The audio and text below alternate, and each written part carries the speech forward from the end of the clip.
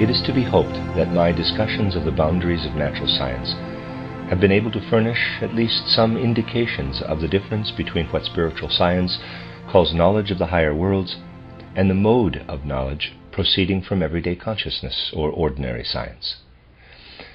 In everyday life and in ordinary science, our powers of cognition are those we have acquired through the conventional education that carries us up to a certain stage in life, and whatever this education has enabled us to make of inherited and universally human qualities.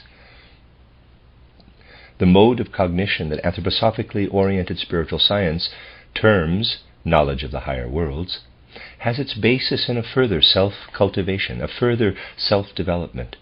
One must become aware that in the later stages of life one can advance through self-education to a higher consciousness, just as a child can advance to the stage of ordinary consciousness. The things we sought in vain at the two boundaries of natural science, the boundaries of matter and of ordinary consciousness, reveal themselves only when one attains this higher consciousness. In ancient times, the Eastern sages spoke of such an enhanced consciousness that renders accessible to man a level of reality higher than that of everyday life. They strove to achieve a higher development, similar to the one we have described, by means of an inner self-cultivation that corresponded to their racial characteristics and evolutionary stage. The meaning of what radiates forth from the ancient Eastern wisdom literature becomes fully apparent only when one realizes what such a higher level of development reveals to man. If one were to characterize the path of development these sages followed, one would have to describe it as a path of inspiration. For in that epoch, humanity had a kind of natural propensity to inspiration, and in order to understand these paths into the higher realms of cognition, it will be useful if first we can gain clarity concerning the path of development followed by these ancient Eastern sages. I want to make it clear from the start, however, that this path can no longer be that of our Western civilization, for humanity is in a process of constant evolution, ever moving forward. And whoever desires, as many have, to return to the instructions given in the ancient Eastern wisdom literature in order to enter upon the paths of higher development, actually desires to turn back the tide of human evolution, or shows that he has no real understanding of human progress. In ordinary consciousness we reside within our thought life, our life of feeling, and our life of will. And we initially substantiate what surges within the soul as thought, feeling, and will in the act of cognition. And it is in the interaction with percepts of the external world, with physical sensory perceptions, that our consciousness first fully awakens. It is necessary to realize that the Eastern sages, the so-called initiates of the East, cultivated perception, thinking, feeling, and willing in a way different from their cultivation in everyday life. We can attain an understanding of this path of development leading into the higher worlds when we consider the following. In certain ages of life we develop what we call the soul spirit toward a greater freedom, a greater independence. We have been able to show how the soul spirit, which functions in the earliest years of childhood to organize the physical body, emancipates itself, becomes free in a sense with the change of teeth.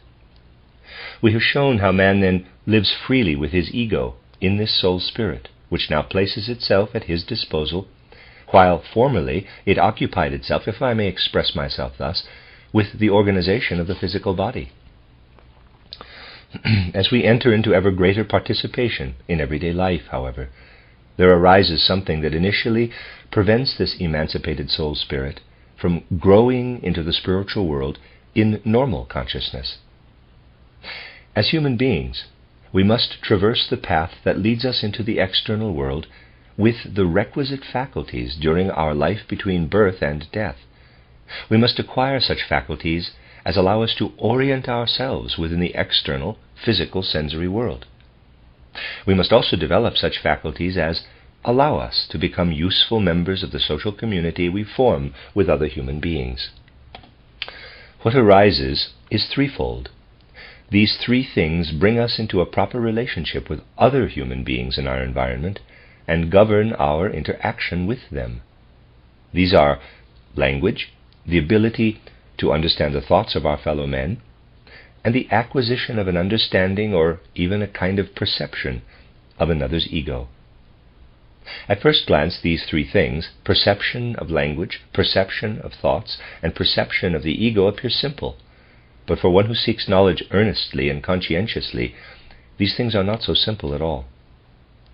Normally we speak of 5 senses only, to which recent physiological research adds a few inner senses. Within conventional science, it is thus impossible to find a complete systematic account of the senses. I will want to speak to you on this subject at some later time. Today I want only to say that it is an illusion to believe that linguistic comprehension is implicit in the sense of hearing, of that which contemporary physiology dreams to be the organization of the sense of hearing. Just as we have a sense of hearing, so also do we have a sense of language. By this I do not mean the sense that guides us in speaking, for this is also called a sense, but that which enables us to comprehend the perception of speech sounds, just as the auditory senses enable us to perceive tones as such. And when we have a comprehensive physiology, it will be known that this sense of speech is analogous to the other, and can rightfully be called a sense in and of itself. It is only that this sense extends over a larger part of the human constitution than the other more localized senses. Yet it is a sense that nevertheless can be sharply delineated. And we have in fact a further sense that extends throughout virtually all of our body, the sense that perceives the thoughts of others. For what we perceive as word is not yet thought. We require other organs, a sensory organization different from that which perceives only words as such, if we want to understand within the word the thought that another wishes to communicate. In addition, we are equipped with an analogous sense extending throughout our entire bodily organization, which we call the sense for the perception of another person's ego. In this regard, even philosophy has reverted to childishness in recent times, for one can often hear it argued, "We encounter another man. We know that a human has such and such a form. Since the being that we encounter is formed in the way we know ourselves to be formed, and since we know ourselves to be ego-bearers, we conclude through a kind of unconscious inference, aha, he bears an ego within as well."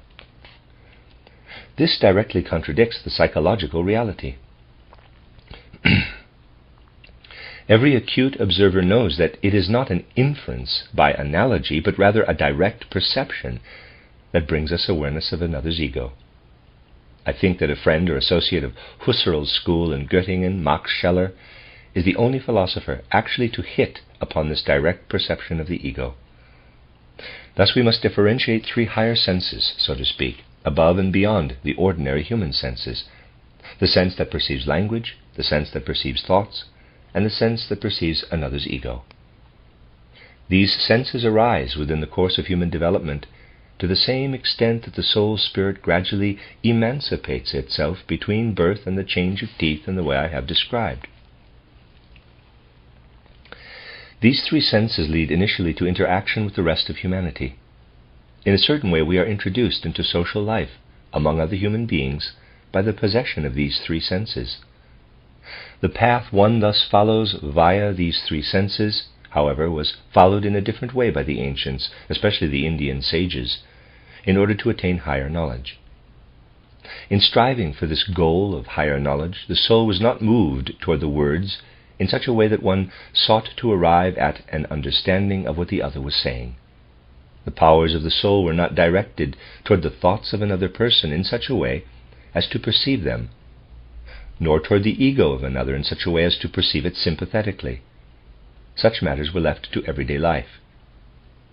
When the sage returned from his striving for higher cognition, from his sojourn in spiritual worlds, to everyday life, he employed these 3 senses in the ordinary manner. When he wanted to exercise the method of higher cognition, however, he needed these senses in a different way. He did not allow the soul's forces to penetrate through the word while perceiving speech, in order to comprehend the other through his language. Rather, he stopped short at the word itself. Nothing was sought behind the word. Rather, the streaming life of the soul was sent out only as far as the word. He thereby achieved an intensified perception of the word, renouncing all attempts to understand anything more by means of it. He permeated the word with his entire life of soul, using the word or succession of words in such a way that he could enter completely into the inner life of the word. He formulated certain aphorisms, simple, dense aphorisms, and then strove to live within the sounds, the tones of the words. And he followed with his entire soul life the sound of the word that he vocalized. This practice then led to a cultivation of living within aphorisms, within the so-called mantras. It is characteristic of mantric art, this living within aphorisms, that one does not comprehend the content of the words, but rather experiences the aphorisms as something musical. One unites one's own soul forces with the aphorisms, so that one remains within the aphorisms, and so that one strengthens through continual repetition and vocalization one's own power of soul living within the aphorisms. This art was gradually brought to a high state of development and transformed the soul faculty that we use to understand others through language into another. Through vocalization and repetition of the mantras, there arose within the soul a power that led not to other human beings, but into the spiritual world. And if, through these mantras, the soul has been schooled in such a way and to such an extent that one feels inwardly the weaving and streaming of this power of soul, which otherwise remains unconscious, because all one's attention is directed toward understanding another through the word, if one has come so far as to feel such a power to be an actual force in the soul, in the same way that muscular tension is experienced when one wishes to do something with one's arm, one has made oneself sufficiently mature to grasp what lies within the higher power of thought. In everyday life, a man seeks to find his way to another via thought. With this power, however, he grasps the thought in an entirely different way. He grasps the weaving of thought in external reality, penetrates into the life of external reality, and lives into the higher realm that I have described to you as inspiration. Following this path, then, we approach not the ego of the other person, but the egos of individual spiritual beings who surround us, just as we are surrounded by the entities of the sense world. What I depict here was self-evident to the ancient Eastern sage. In this way he wandered with his soul, as it were, upward toward the perception of a realm of spirit. He attained in the highest degree what can be called inspiration, and his constitution was suited to this.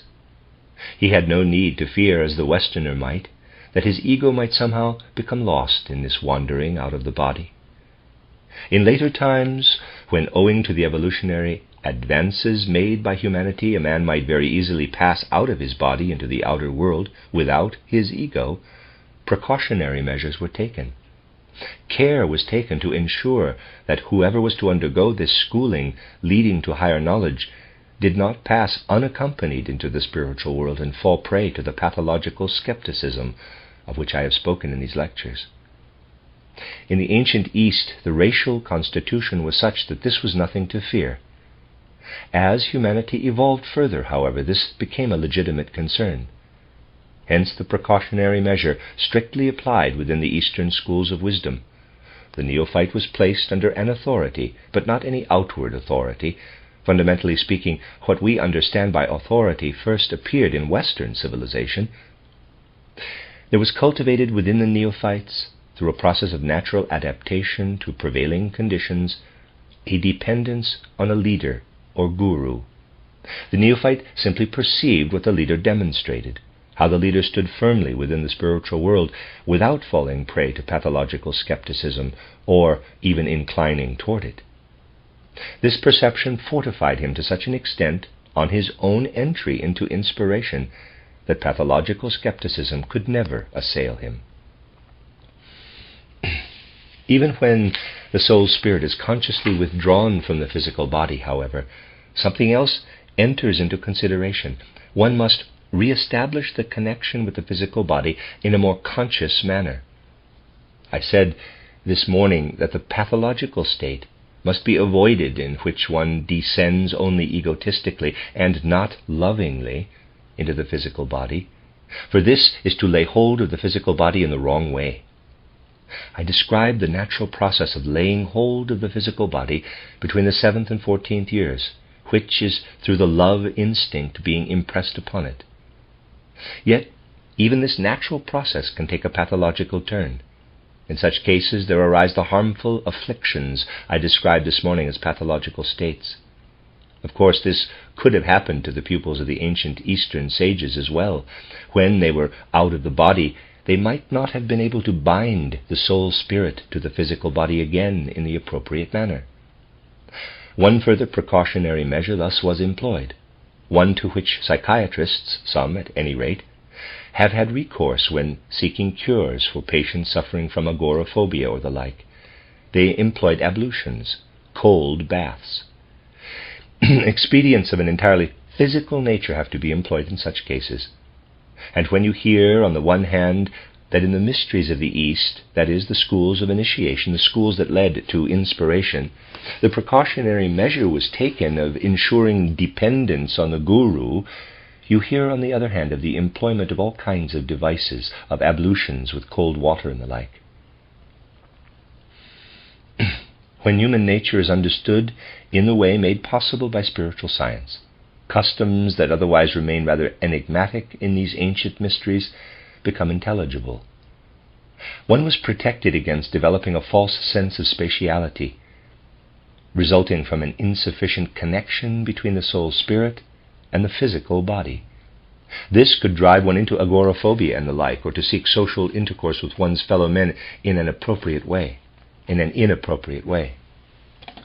This represents a danger, but one which can and should, indeed must, be avoided in any training that leads to higher cognition. It is a danger because in following the path I have described, leading to inspiration, one bypasses, in a certain sense, the path via language and thought to the ego of one's fellow man. If one then quits the physical body in a pathological manner, even if one is not attempting to attain higher cognition but is lifted out of the body by a pathological condition, one can become unable to interact socially with one's fellow men in the right way. Then precisely that which arises in the usual intended manner through properly regulated spiritual study can develop pathologically. Such a person establishes a connection between his soul spirit and his physical body. By delving too deeply into it, he experiences his body so egotistically that he learns to hate interaction with his fellow men and becomes antisocial. One can often see the results of such a pathological condition manifest themselves in the world in quite a frightening manner. I once met a man who was a remarkable example of such a type. He came from a family that inclined by nature toward a freeing of the soul spirit from the physical body, and also contained certain personalities, I came to know one of them extremely well, who sought a path into the spiritual worlds. One rather degenerate individual, however, developed this tendency in an abnormal, pathological way, and finally arrived at the point where he would allow nothing whatever from the external world to contact his own body. Naturally, he had to eat, but we are speaking here among adults. He washed himself with his own urine, because he feared any water that came from the outside world. But then again, I would rather not describe all the things he would do in order to isolate his body totally from the external world and shun all society. He did these things because his soul spirit was too deeply incarnated, too closely bound to the physical body. It is entirely in keeping with the spirit of Goetheanism to bring together that which leads to the highest goal attainable by earthly man and that which leads to pathological depths. One needs only slight acquaintance with Goethe's theory of metamorphosis to realize this. Goethe seeks to understand how the individual organs, for example of the plant, develop out of each other, and in order to understand their metamorphosis, he is particularly interested in observing the conditions that arise through the abnormal development of a leaf, a blossom of the stamen. Goethe realized that precisely by contemplating the pathological, the essence of the healthy can be revealed to the perceptive observer. And one can follow the right path into the spiritual world only when one knows wherein the essence of human nature actually lies, and in what diverse ways this complicated inner being can come to expression. We see from something else as well that even in the later period the men of the East were predisposed by nature to come to a halt at the Word. They did not penetrate the Word with the forces of the soul, but lived within the Word. We see this, for example, in the teachings of the Buddha. One need only read these teachings with their many repetitions. I have known Westerners who treasured editions of the Buddha's teachings in which the numerous repetitions had been eliminated and the words of a sentence left to occur only once. Such people believed that through such a condensed version, in which everything occurs only once, they would gain a true understanding of what the Buddha had actually intended. From this it is clear that Western civilization has gradually lost all understanding of Eastern man. If we simply take the Buddha's teachings word for word, if we take the content of these teachings, the content that we as human beings of the West chiefly value, then we do not assimilate the essence of these teachings. That is possible only when we are carried along with the repetitions, when we live in the flow of the words, when we experience the strengthening of the soul's forces that is induced by the repetitions. Unless we acquire a faculty for experiencing something from the constant repetitions and the rhythmical recurrence of certain passages, we do not get to the heart of Buddhism's actual significance. It is in this way that one must gain knowledge of the inner nature of Eastern culture. Without this acquaintance with the inner nature of Eastern culture, one can never arrive at a real understanding of our Western religious creeds, for in the final analysis these Western religious creeds stem from Eastern wisdom. The Christ event is a different matter, for that is an actual event. It stands as a fact within the evolution of the earth. Yet the ways and means of understanding what came to pass through the mystery of Golgotha were drawn during the first Christian centuries entirely from Eastern wisdom. It was through this wisdom that the fundamental event of Christianity was originally understood. Everything progresses, however. What had once been present in Eastern primeval wisdom, attained through inspiration, spread from the East to Greece and is still recognizable as art.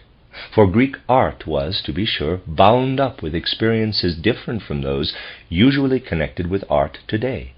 In Greek art, one could still experience what Goethe strove to regain when he spoke of the deepest urge within him. He, to whom nature begins to unveil her manifest secrets, longs for her worthiest interpreter, art. For the Greeks, art was a way to slip into the secrets of world existence, a manifestation not merely of human fantasy, but of what arises in the interaction between this faculty and the revelations of the spiritual world revealed through inspiration. That which still flowed through Greek art, however, became more and more diluted, until finally it became the content of the Western religious creeds. We thus must conceive the source of the primeval wisdom as fully substantial spiritual life that becomes impoverished as evolution proceeds and provides the content of religious creeds when it finally reaches the Western world. Human beings who are constitutionally suited for a later epoch therefore can find in this diluted form of spiritual life only something to be viewed with skepticism. And in the final analysis, it is nothing other than the reaction of the Western temperament, Gemüt, to the now decadent Eastern wisdom that gradually produces atheistic skepticism in the West. This skepticism is bound to become more and more widespread until it is countered with a different stream of spiritual life. Just as little as a creature that has reached a certain stage of development, let us say has undergone a certain aging process, can be made young again in every respect, so little can a form of spiritual life be made young again when it has reached old age. The religious creeds of the West, which are descendants of the primeval wisdom of the East, can yield nothing that would fully satisfy Western humanity again when it advances beyond the knowledge provided during the past 3 or 4 centuries by science and observation of nature. An ever more profound skepticism is bound to arise, and anyone who has insight into the processes of world evolution can say with assurance that a trend of development from east to west must necessarily lead to an increasingly pronounced skepticism when it is taken up by souls who are becoming more and more deeply imbued with the fruits of Western civilization. Skepticism is merely the march of the spiritual life from east to west, and it must be countered with a different spiritual stream flowing henceforth from west to east. We ourselves are living at the crossing point of these spiritual streams, and in the further course of these considerations we will want to see how this is so. But first it must be emphasized that the Western temperament is constitutionally predisposed to follow a path of development leading to the higher worlds different from that of the Eastern temperament.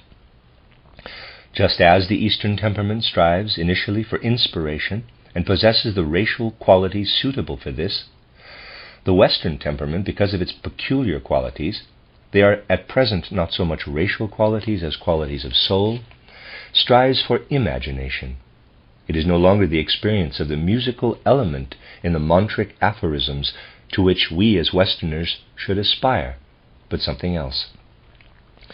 As Westerners, we should strive in such a way that we do not pursue with particular vigor the path that opens out when the soul spirit emerges from the physical body, but rather the path that presents itself later, when the soul spirit must again unite with the physical organism by consciously grasping the physical body.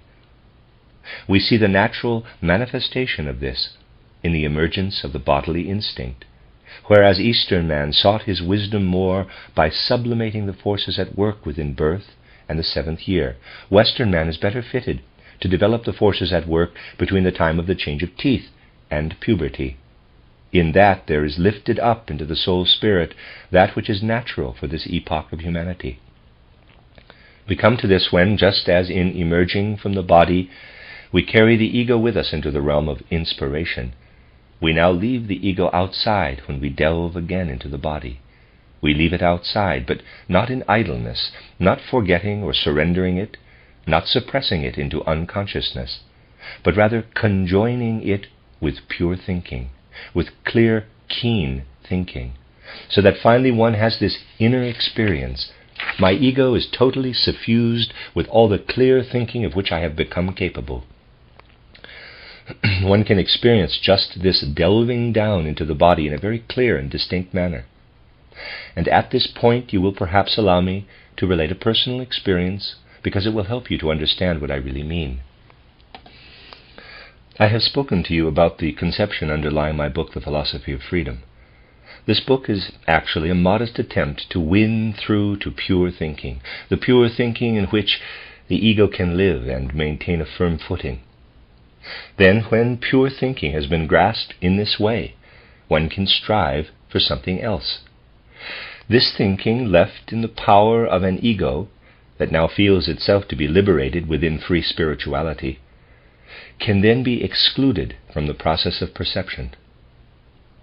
Whereas in ordinary life one sees color, let us say, and at the same time imbues the color with conceptual activity, one can now extract the concepts from the entire process of elaborating percepts and draw the percept itself directly into one's bodily constitution.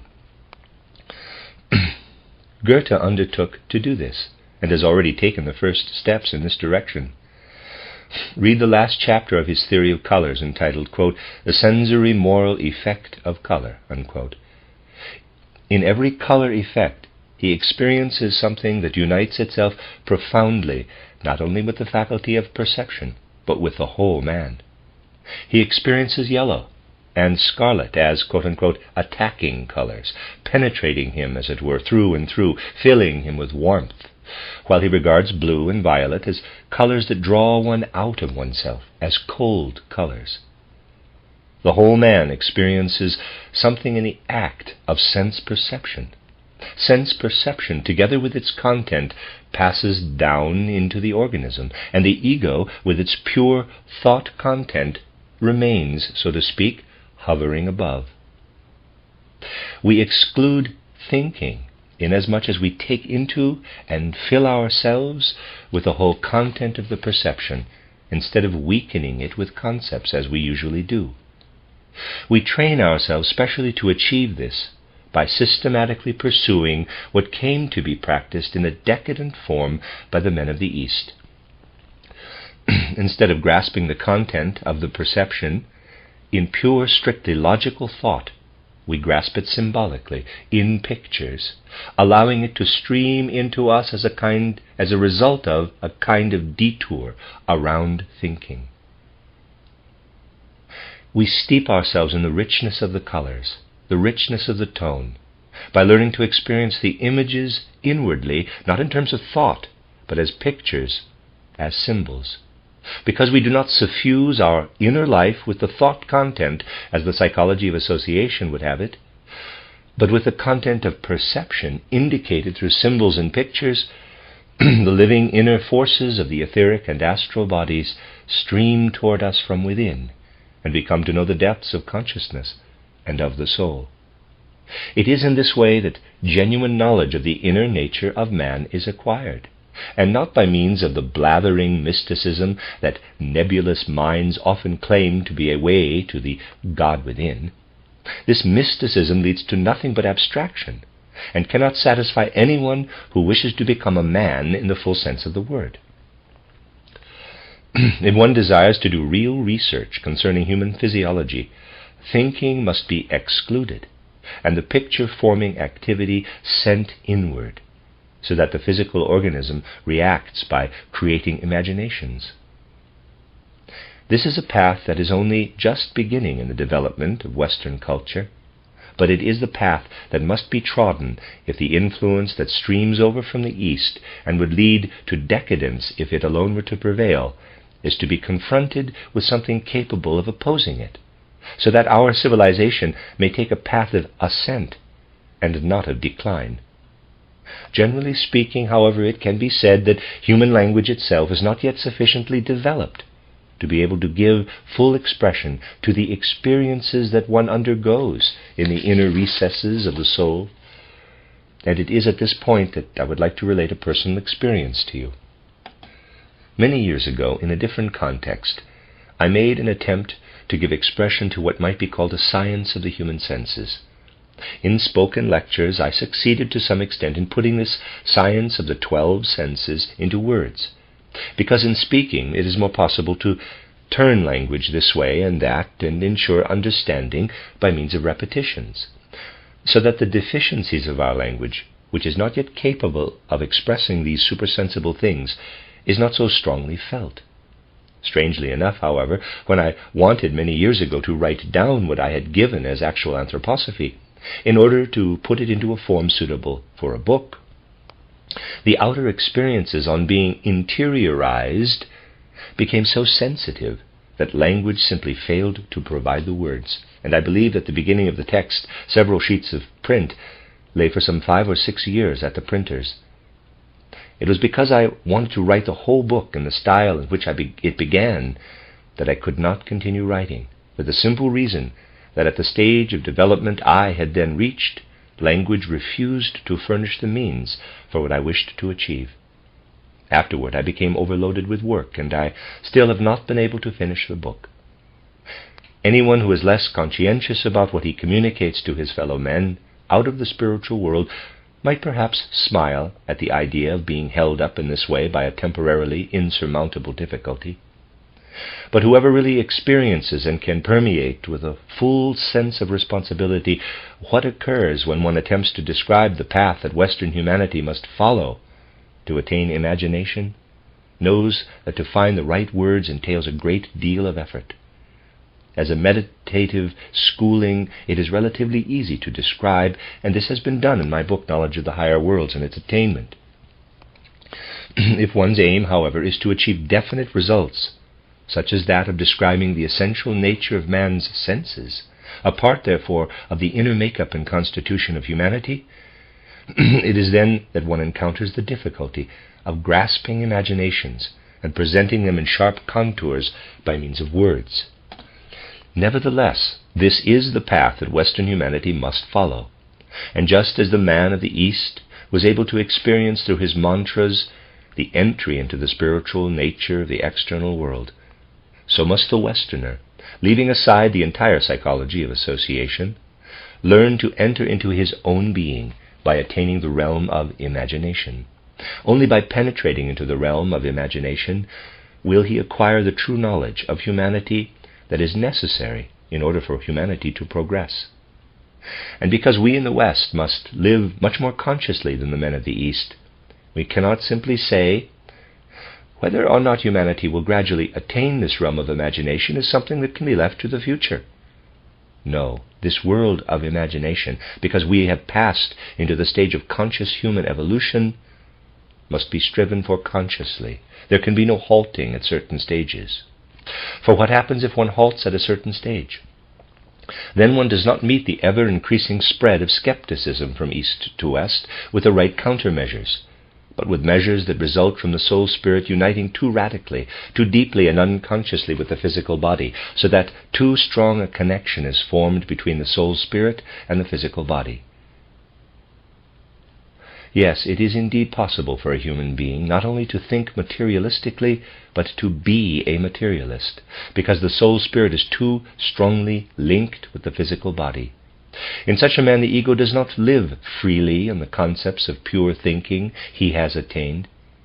If one descends into the body with pictorial perception, one delves with the ego and the concepts into the body. And if one then spreads this around and suffuses it throughout humanity, it gives rise to a spiritual phenomenon well known to us: dogmatism of all kinds.